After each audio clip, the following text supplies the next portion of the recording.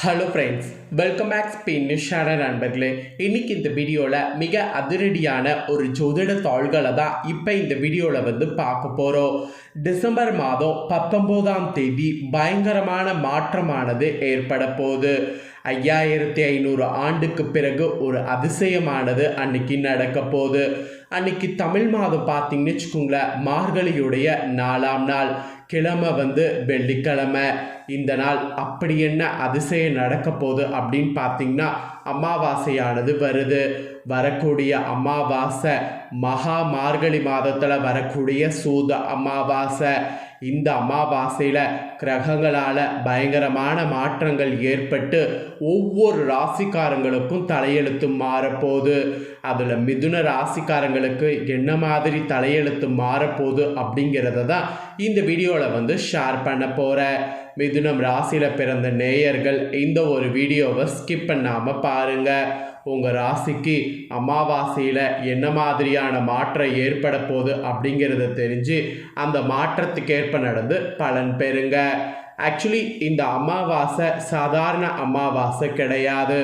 இந்த அமாவாசையில் பயங்கரமான மாற்றங்கள் ஏற்படுற மாதிரி கிரகநிலைகள் உங்களுக்கு அமைஞ்சிருக்கு. கிரகநிலைகள் இந்த மாதிரி அமையக்கூடிய அடிப்படையில் தான் உங்களுக்கு டிசம்பர் 19க்கு பிறகு இதெல்லாம் நடக்கும் என்பது குறிப்பிடப்பட்டிருக்கு. ஸோ என்ன நடக்கோ அதை நீங்கள் கரெக்டாக தெரிஞ்சுக்குங்க. அதை தெரிஞ்சுக்கிட்டிங்கன்னா அதற்கேற்ப நீங்கள் நடந்துக்க முடியும். சரி, என்ன நடக்கும் அப்படிங்கிறத வாங்க பார்க்கலாம். அதுக்கு முன்னாடி கிரகநிலைகள் என்ன மாதிரி அமைஞ்சிருக்குங்கிறத சொல்லிடுறேன். உங்கள் ராசியில் ராகு, தைரிய ஸ்தானத்தில் சந்திரன், பஞ்சமஸ்தானத்தில் செவ்வாய், ரணருணஸ்தானத்தில் புதன், கலஸ்தரஸ்தானத்தில் சூரிய, சுக்கிரன், குரு, சனி, கேது, இந்த மாதிரி கிரகங்கள் உங்களுக்கு வள வருது. இந்த மாதிரி கிரகங்கள் வள வரக்கூடிய அடிப்படையில் தான் உங்களுக்கு பலன்கள் என்னங்கிறது குறிப்பிடப்பட்டிருக்கு. வாங்க பலன்களை பார்க்கலாம்.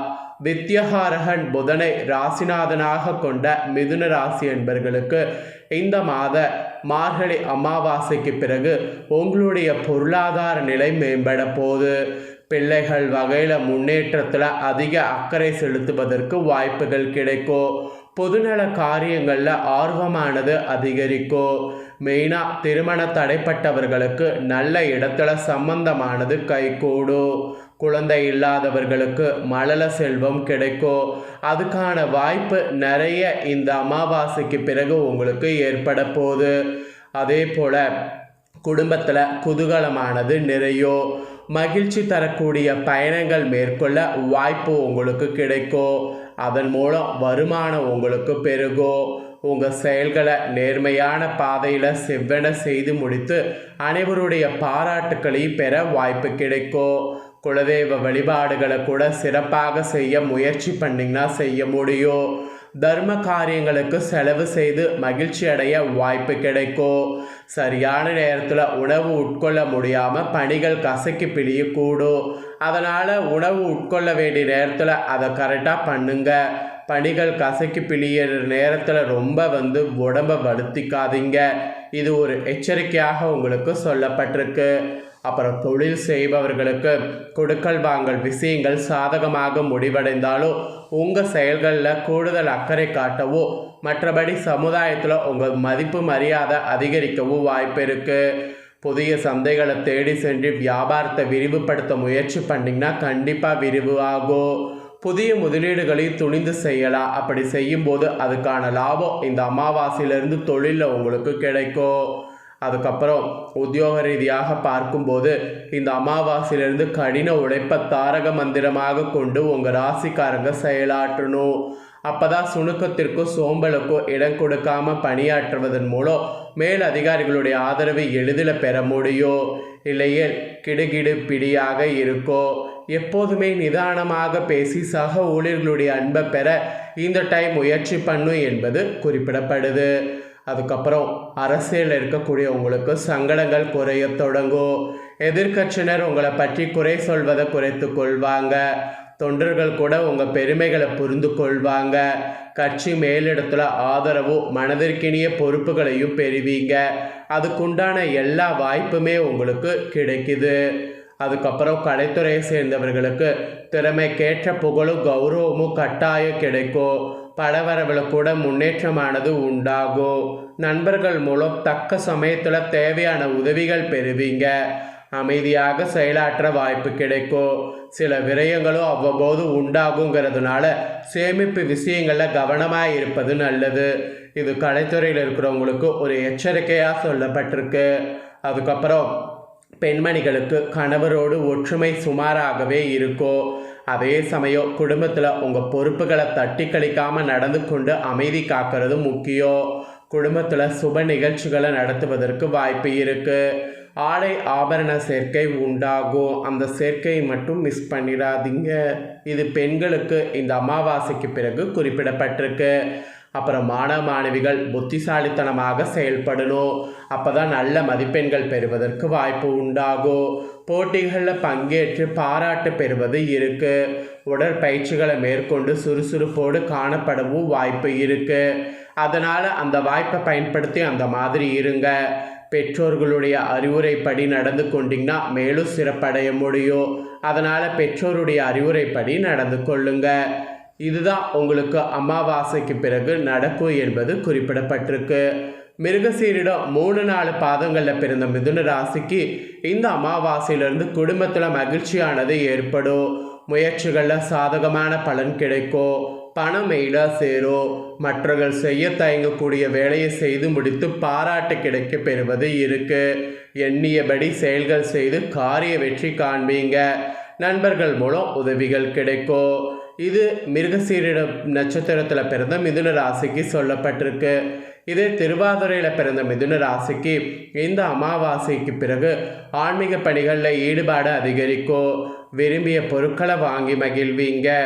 திருமண முயற்சிகளில் கூட சாதகமான பலன் கிடைக்கும். தொழில் வியாபாரத்தில் இருந்த இடையூறுகள் நீங்கும். வியாபார வளர்ச்சி பற்றிய சிந்தனை எழும். அந்த சிந்தனை எழும்போதே அந்த சிந்தனைக்கேற்ப செயல்படணும். இது திருவாதிரையில் பிறந்தவங்களுக்கு குறிப்பிடப்பட்டிருக்கு. இதே புனர்பூசம் 1, 2, 3 பாதங்களில் பிறந்த மிதுன ராசிக்கு என்ன சொல்லப்பட்டிருக்கு அப்படின்னு பார்த்தீங்கன்னா, இந்த அமாவாசைக்கு பிறகு எதிர்பார்த்த நிதி உதவி கிடைக்கும். உத்தியோகத்தில் இருப்பவங்க முன்னேற்றமான பலன் காண்பீங்க. புதிய வேலை பற்றிய சிந்தனை அதிகரிக்கும். சம்பள உயர்வு, பதவி உயர்வு கிடைக்கும். குடும்பத்தில் மகிழ்ச்சியான சூழ்நிலை காணப்படும். அந்த சூழ்நிலையை யூஸ் பண்ணுங்க.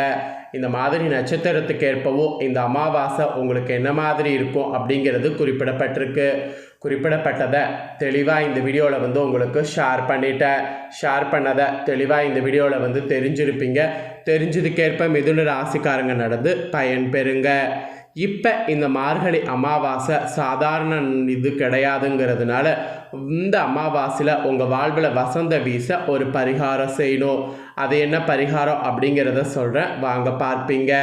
இந்த ஆங்கில மாதத்தில் பார்த்தீங்கன்னு வச்சுக்கோங்களேன், கடைசியாக வரக்கூடிய அமாவாசை, அதாவது டிசம்பர் மாதம் இப்போ கடைசி மாதம், இந்த மாதத்தில் வரக்கூடிய அமாவாசை தான் இந்த அமாவாசை. இந்த அமாவாசையில் முன்னோர்கள் வழிபாட்டையும் செய்ய வேண்டும், குலதெய்வ வழிபாட்டையும் செய்ய வேண்டும். இந்த நாளை நீங்கள் தவற விடக்கூடாது. இது தவிர இந்த அமாவாசை நாளில் நீங்கள் செய்யக்கூடிய ஒரு எளிமையான பரிகாரம் உங்கள் வாழ்க்கையில் வசந்தத்தை வீச செய்யும். நல்ல வேலை கிடைக்காம, நல்ல சம்பளம் இல்லாமல் வாழ்நாள் முழுவதும் வறுமையில் வாடிக்கொண்டிருக்கக்கூடிய அத்தனை மிதுன ராசிக்காரங்களுமே இந்த பரிகாரம் செய்தீங்கன்னா உங்களுக்கு எல்லாத்திலுமே மாற்றம் ஏற்பட்டு வாழ்வில் வசந்த வீசும். ஸோ வாழ்வில் வசந்த வீச அமாவாசை பரிகாரம் என்ன பண்ணுங்கிறத தெரிஞ்சுக்குங்க.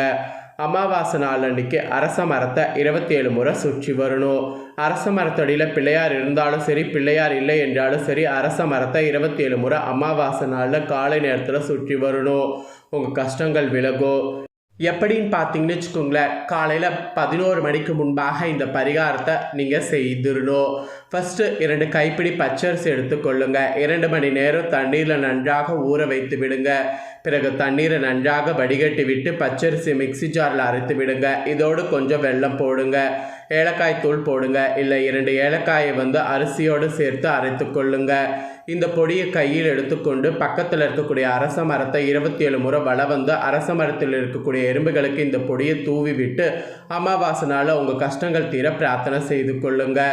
எவ்வளவு பெரிய துன்பம் உங்கள் வாழ்க்கையில் இருந்தாலும் அது விட்டு விலகும். குறிப்பாக வேலை சம்மந்தப்பட்ட பிரச்சனைகள் ஏதாவது இருந்தால் அது உங்களை விட்டு வெகு தூரம் ஓடிவிடும். ஸோ நம்பிக்கை இருக்கிறவங்க இந்த பரிகாரத்தை ட்ரை பண்ணுங்கள். ஸோ இந்த வீடியோவை மிதுன ராசிக்காரங்க ஸ்கிப் பண்ணாமல் ஃபுல்லாக பார்த்துருந்தீங்கன்னா உங்களுக்கு ஒரு ஐடியா கிடைச்சிருக்கும். கிடைச்ச இந்த ஐடியாக்கேற்ப இந்த அமாவாசையில் செயல்படுங்க. இந்த அமாவாசை பலனை நீங்கள் பார்த்து பயன்பெறுவது போல் உங்கள் ஃப்ரெண்ட்ஸ் ஃபேமிலியில் இருக்கிறவங்க பார்த்து பயன்பெறணும் அப்படின்னு நினச்சிங்கன்னா வீடியோ லைக் பண்ணி ஷேர் பண்ணுங்கள். உங்கள் ஃப்ரெண்ட்ஸ் ஃபேமிலியில் இருக்கிறவங்களும் உங்களை போல் மிதுன ராசிக்காரங்களாக இருந்தாங்கன்னா இந்த தாள்களை தெரிஞ்சு இதற்கேற்ப நடந்து பலன் பெறட்டும்.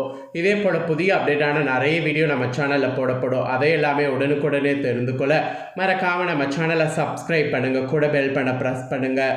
ஃபஸ்ட் டைம் பார்க்குறவங்க அதை நீங்கள் பண்ணிட்டீங்கன்னா இனி நான் போடுற மற்ற அப்டேட்டான எல்லா வீடியோஸும் உடனுக்குடனே தெரிந்து கொள்ளலாம். ஸோ மறக்காமல் பண்ணுங்கள். நெக்ஸ்ட் இதே போல் சுவாரஸ்யமாக வேறொரு வீடியோவில் உங்களை சந்திக்கிறேன். சப்ஸ்கிரைப் பண்ணி சப்போர்ட் பண்ணுங்கள். நன்றி, வணக்கம்.